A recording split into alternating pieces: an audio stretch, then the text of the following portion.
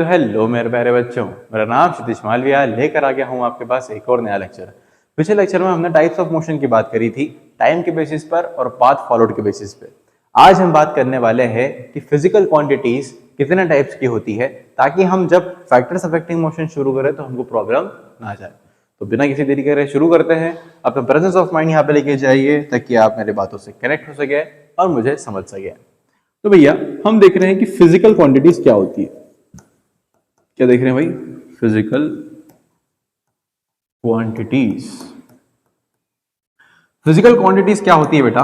Physical quantities मतलब जिसको आप मेजर कर सको, ठीक है। जो मेजरेबल क्वांटिटीज होती है ना, उनको हम फिजिकल क्वांटिटीज कहते हैं। जो मेजरेबल क्वांटिटीज उनको हम क्या कहते हैं भाई? Physical quantity. अब ये जो फिजिकल क्वांटिटी है मेजरेबल है। अब मेजरेबल है मतलब क्या है? फिजिकल वर्ल्ड में एग्जिस्ट करती है। अरे भाई कोई चीज अगर एग्जिस्ट ही नहीं करेगी तो मेजर कैसे करोगे? इसका मतलब फिजिकल क्वांटिटीज क्या हो गई? ऐसी क्वांटिटीज जो मेजरेबल हो। वो फिजिकल क्यों कहते हैं उनको? क्योंकि फिजिकल वर्ल्ड में एग्जिस्ट करती है, ठीक है। जैसे कि एग्जांपल के तौर पे अगर अपन देखें, स्पीड, मास, वेट, ठीक है, करंट, ये सब क्या होती है बेटा? फिजिकल क्वांटिटीज होती है। टेम्परेचर, ये सब क्या होती है? फिजिकल क्वांटिटीज होती है, जिनकी वैल्यूज को आप मेजर कर सकते हो। अब ये जो फिजिकल क्वांटिटीज होती है बेटा, ये टू टाइप्स में डिवाइडेड है, दो तरीके की होती है। पहला टाइप इसमें आता है स्केलर क्वांटिटीज, और दूसरा टाइप इसके अंदर आता है बेटा वेक्टर क्वांटिटीज। अब बोले सर ये क्या भला का नाम है? क्या होता है स्केलर, क्या होता है वेक्टर? तो भाई वही हम समझ रहे हैं कि स्केलर और वेक्टर की कहानी क्या है। स्केलर और वेक्टर की कहानी क्या है? देख रहा हूं कहीं पर मैंने इसमें स्लाइड में इंक्लूड किया हुआ है क्या उसको? मुझे कहीं मिल तो नहीं रहा। नहीं, तो हमको इधर ही समझना होगा कि स्केलर और वेक्टर की कहानी क्या है, ठीक है। अब बोले सर ये स्केलर क्या है,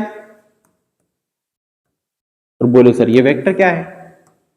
तो भैया स्केलर क्वांटिटी वो क्वांटिटी होती है जिसके पास केवल वैल्यू हो, या फिर जिसके पास केवल मैग्नीट्यूड हो। मैग्नीट्यूड मतलब वैल्यू, मैग्नीट्यूड मतलब वैल्यू, कितना, ठीक है। मतलब मान लो अगर मैं मेरे मास की बात कर रहा हूं, तो हमारा मास की कोई वैल्यू होगी जो कि फिक्स्ड होगी, कि कभी चेंज नहीं होगी। क्यों? क्योंकि मास क्या होता है बेटा? Content of the body. Content of the body मतलब मेरे कितने हाथ, कितने पैर, कितने बोन्स, कितना ब्लड, कितनी कैपिलरीज, कितना कंटेंट है मेरी बॉडी में, दैट इज माय मास। अब अगर मैं कहीं और चले जाऊंगा, मेरा पोजीशन चेंज हो जाएगा, मेरा डायरेक्शन चेंज हो जाएगा, तो क्या मेरा मास चेंज हो जाएगा? नहीं सर, क्योंकि आप में कंटेंट तो उतना ही रहेगा।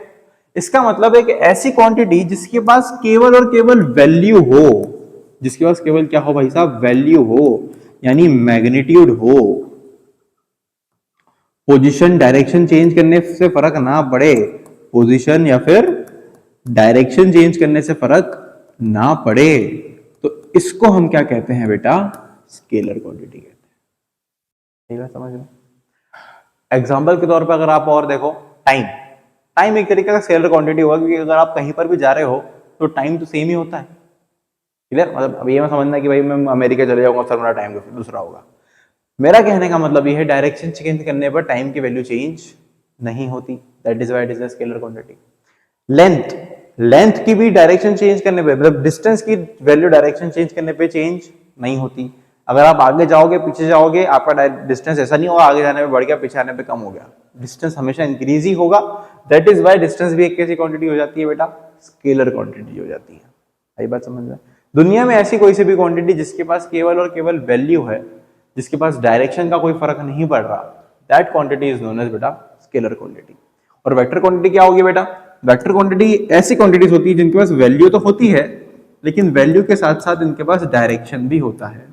मतलब अगर आप किसी क्वांटिटी में डायरेक्शन और वैल्यू दोनों को एसोसिएट कर दो, दोनों को साथ में रख दो, तो that is a vector quantity. Example के तौर पे मान लो भाई, अगर मैं बात करूं फोर्स की, किसकी बात करूं भैया? फोर्स की।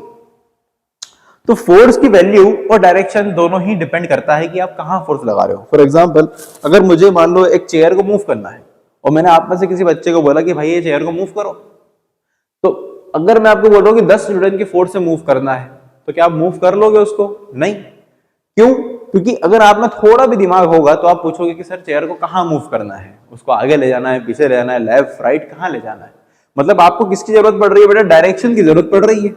और जब भी आपको वैल्यू के साथ साथ डायरेक्शन की भी जरूरत पड़ जाए, that is a vector quantity. ठीक है, इसीलिए हम कहते हैं कि फोर्स एक वेक्टर क्वांटिटी है, डिस्प्लेसमेंट एक वेक्टर क्वांटिटी है, वेलोसिटी वेक्टर क्वांटिटी है, वेट मेरा वजन जो है वो एक वेक्टर क्वांटिटी है। व्हाई? क्योंकि अर्थ पे मेरा वेट अलग है, मून पे अलग है, जुपिटर पे अलग है। Depending upon the force of gravity मेरा अपना वेट लगातार वेरी करता है, चेंज होता है। मतलब मेरा डायरेक्शन चेंज करने से, मेरे मूवमेंट की वजह से, मेरी पोजीशन चेंज होने की वजह से मेरा वेट चेंज हो जाता है। That is why it is known as vector quantity. And scalar quantities वो क्वांटिटीज होती है जिनके पास केवल वैल्यू होता है, मैग्नीट्यूड होता है, डायरेक्शन नहीं होता। आई बात समझ में? क्लियर? इसको हम लिख लेते हैं अच्छे से कि क्या होता है बेटा स्केलर क्वांटिटी और वेक्टर क्वांटिटी। स्केलर और वेक्टर। ठीक है, स्केलर क्वांटिटी क्या होगा? द फिजिकल क्वांटिटीज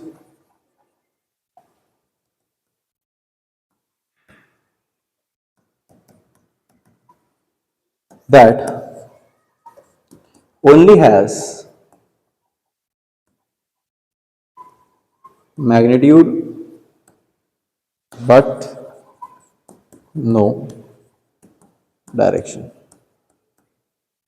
ठीक है, एग्जाम्पल के तौर पर अगर अपन देखें तो डिस्टेंस,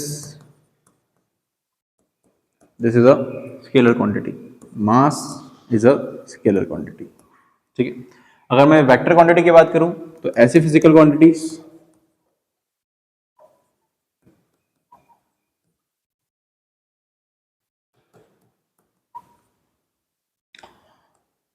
which has both